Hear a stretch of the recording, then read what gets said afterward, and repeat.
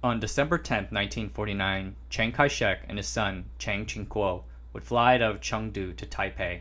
They would never return to the mainland ever again, and even today their bodies remain unburied, waiting for the reclamation of the mainland from the communist bandits. Along with the two Chiangs would come over 1 million refugees from all across the mainland. They came from all walks of life and have their own reasons for fleeing. Some had worked for the nationalist government, definitely not a good thing to be at the end of the Civil War, while others are soldiers pressed into service in the waning days of the war, and others were just regular refugees fleeing the communists. It's 1949, and the Kuomintang situation is dire. Over a span of just 5 years, the nationalists had lost vast tracts of land. Mao Zedong and his military command Lin Biao had been winning hearts and minds in battles across the Chinese mainland from almost the very start of the Chinese Civil War. After the fall, or liberation, if you take the perspective of the Communist Party of Peking, now Beijing, in 1948, the once mighty nationalist army stood no chance against the PLA. A total loss seemed unavoidable, except that the Kuomintang had been working out a plan. The previous summer, in August 1948, it was determined that the nationalists could not win this war the way things were right then. No more frenzied retreats from one city to another. This final move from the mainland to a defensible location would put them firmly out of the grasp of the PLA and give them time to heal. But to where? Several options had been presented, including the far west of China. In the end, Taiwan, ceded to the nationalists from Japan after the end of World War II, looked like the best candidate. The island had existing infrastructure built up by the Japanese, abundant natural resources, was strategically placed, and most importantly, had the turbulent Taiwan Strait flowing in between it and the mainland. It was then decided that the government would make that move, go to Taipei, and fight off the communist bandits from a position of strength. Their goal was to eventually retake the mainland, but until then, the government and many of its critical parts had to be shipped off to Taipei. Famously, the nationalists had a large number of museum items from the National Palace Museum, items that the emperors of China had collected over the span of 1,000 years. The decision was made to move these precious artifacts in November 1948. Eventually, 230,000 items were brought over via boat, the first batch leaving Shanghai in late December.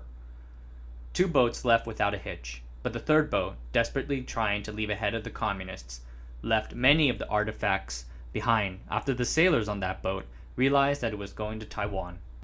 Those sailors insisted on bringing their families instead of the museum crates.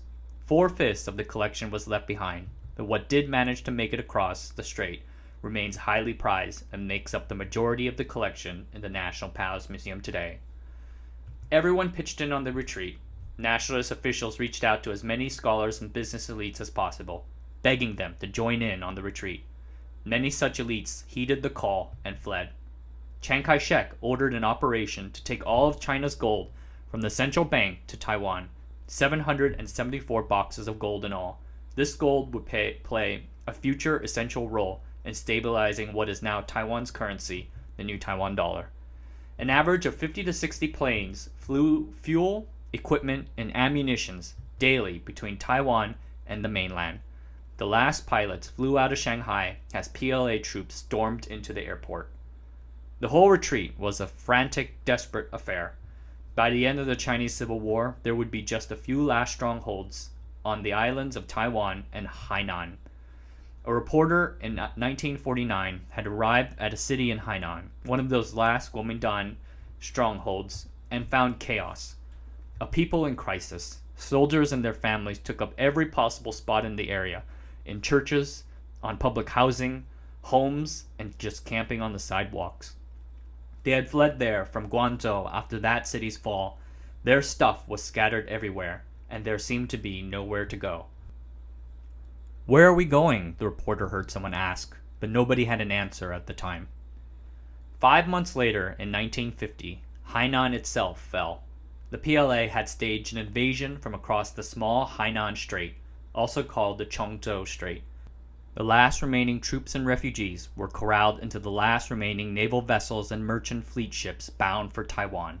This desperate retreat was a total fiasco, and many were left behind. It had been so close, so to the wire, that the last few men sailing away on those ships could see their comrades gunned down by PLA guns and mortars. Almost everything was left behind.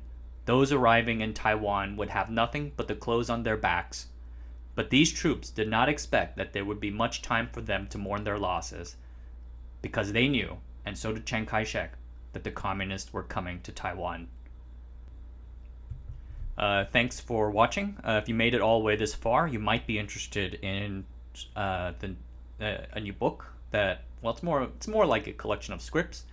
So all the scripts that in this series of cross-strait relations that I've been working on, I put it together into a book, and you can, if you're interested in learning more about it, you can kind of go down to the description. You can check it out over there. So thanks for watching, and if you're try to pick up that book. Thanks.